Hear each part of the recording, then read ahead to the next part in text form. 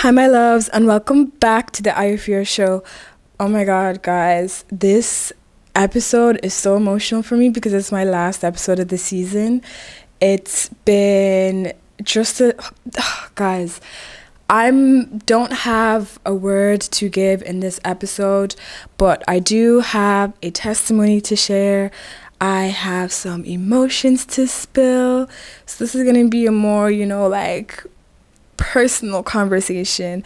But first, let's get into the fit check. Hi, my loves. You already know what time it is. It's time for another fit check. I am so emotional. This is the last fit check of the season. I wanted to go for something a little bit more like dressed up, a little bit festive, now that the year's ending, Christmas time.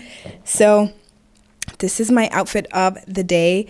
I have this gorgeous jacket on, guys. I'm not sure exactly what shop it's from, but I know I got it off of Shein. Just want to go in I don't know what to call this material. I'd say tweed, and my heels are also kind of like the same kind of material.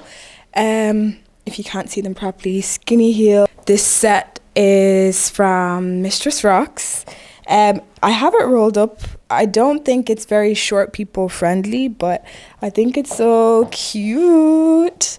And then I have these little court heels from PLT. And this is my outfit of the day. Let me know what you guys think in the comments below. Now let's get into the important parts. Let's get into the episode. Hi.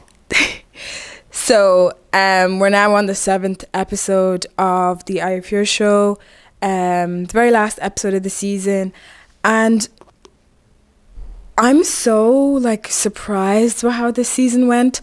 When God told me to start, and I'm going to do a whole background, a story about how it came about, but when God told me to start, I was I had no idea what he wanted me to speak about or how he wanted, the show to go or how he wanted the episodes to go. I was just basically just going with the flow, and the amount of twists and turns that have happened mid-season is just insane, and I'm just so grateful and so thankful to God for what he's done with the show and for the word the word that he's given me to deliver, for the guests that I've had on the show.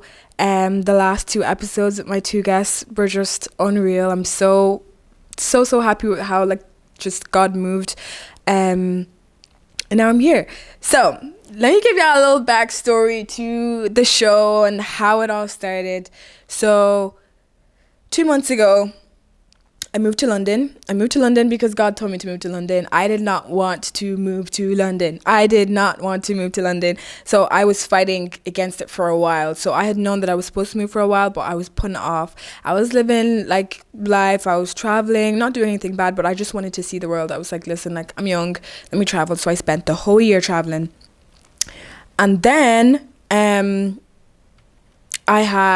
thing is, when God tells me stuff, because I'm a little bit stubborn, sometimes he has to send a lot of people to send me stuff. So when it came to me moving to London, I'd say about 20 people told me. It doesn't have to be prophecies, it's just true, whatever. I was just a constant, you should move to London. You need to move to London. I think things are going to go really well for you when you get to London.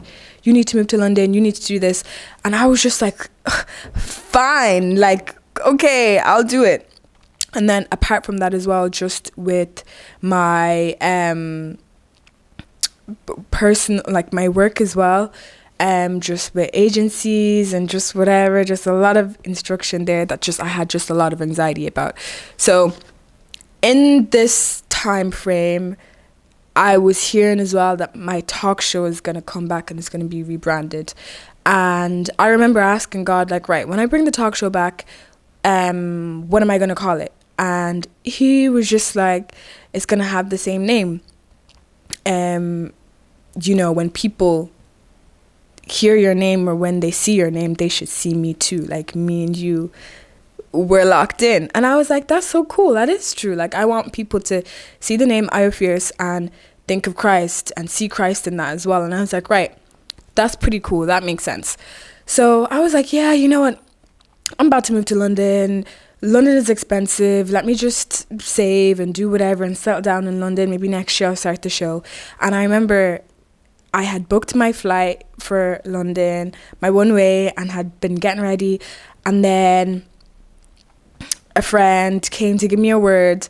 This is like 2 weeks for me to 2 weeks till I moved to London. A friend came to give me a word and basically said that you have to have your first episode out by the first week in November. And this was the start of October. I was like, what do you mean first week in November? And it was like, and she said that you have to have multiple episodes ready to go for November. And I was like, multiple episodes?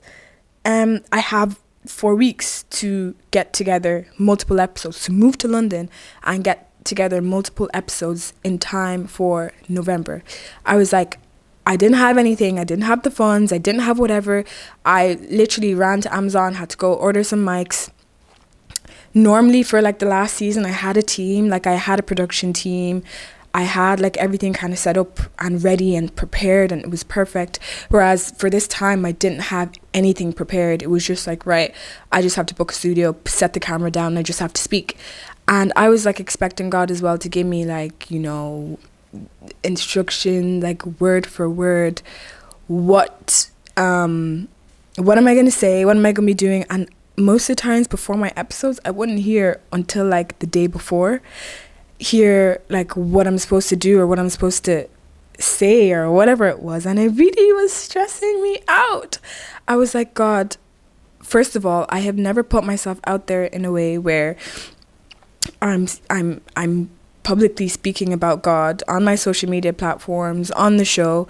Like, it was just a whole new era for me, and I was just thrown into it. God threw me into it because he knows that I'm a procrastinator and I would have delayed, so he just threw me into it. So the show started, which is great. I think everything has been going so great so far, considering what I had to start it with. I'm so proud of how the show has just grown, and I'm so proud that I stuck to it. And I told God, right, 7 episodes. I'm going to do 7 episodes for the season, and this is the 7th episode. 7 weeks. I haven't missed a week. Have I? Yeah, well, this is the 7th episode. And I'm just like, woohoo, I did it. Right, guys, when I moved to London, I didn't have a place. I didn't have anything. Like I said, I had nothing. So I was staying with my auntie for the first month, and I wasn't meant to be staying there long term. So the time for me to stay there was up, and I had about like 2 weeks left to find a place. I'm self-employed, so if y'all know anything about invoices and whatever, they can just take forever to come in. So I was waiting a really long time on a lot of money to hit my account, and it just wasn't hitting in time. And then also, if you know, being self-employed as well, it's really hard to get a place and to get accommodation. So nobody wants to take somebody that's self-employed unless they're taking 6 months rent in advance. So I was then like, listen, God, you told me to come here. You told me to do the talk show. You told me to do whatever.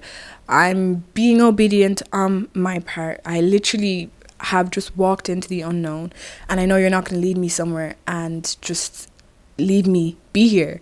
And I was really stressed out. This really tested my faith, because I was like, doing the talk show was so hard.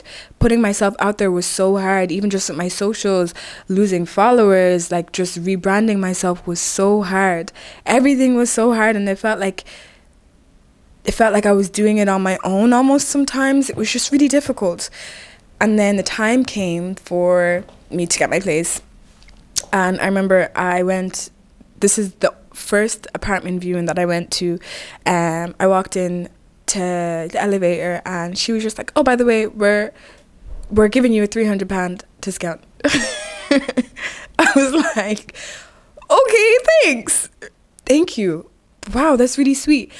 And the apartment was just, when I got there, like, it was just a million times better than the pictures that I had seen.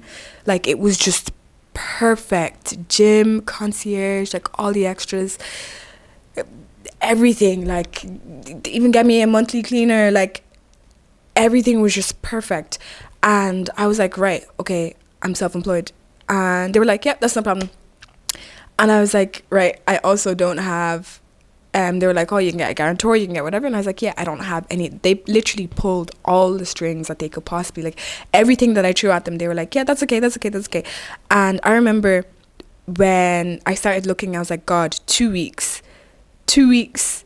I need a place. I need to have moved in to a place. And I remember when it came to signing the contract, it was like the 30th of November is when I had to move in by. And I was like, from when I found it was like 2 days before. So from when I found it was like, you have 2 days to move in. And I was thinking, can I not just push it to like the first few days of December or whatever? And they were like, no, it has to be this exact date that you move in. So then I was like, right, that's a little bit weird. But then when I looked back on it and I was like, I gave God 2 weeks. I gave God 2 weeks, and God really made sure that it was 2 weeks. And I was just like, and aside from that, my apartment, just joining a new agency and just doing like, ever since, you know, I have actually just been obedient and followed and did exactly what he told me to do. Everything has just fallen into place. And now I'm all the way at the end of this season, and I just want to give all glory to God for getting me here. And I want to thank you guys so much for tuning in, for the people who've been supporting me, sending me like just really sweet messages. Like, I'm just really appreciative of everything. And guys, this has been it. I'm so excited for the new year. We're going to take a little bit of a break, but we'll be back in a few months with season 2. And yeah, guys, we have finally come to the end. Thank you so much for coming along on this journey with me, and I will see you soon.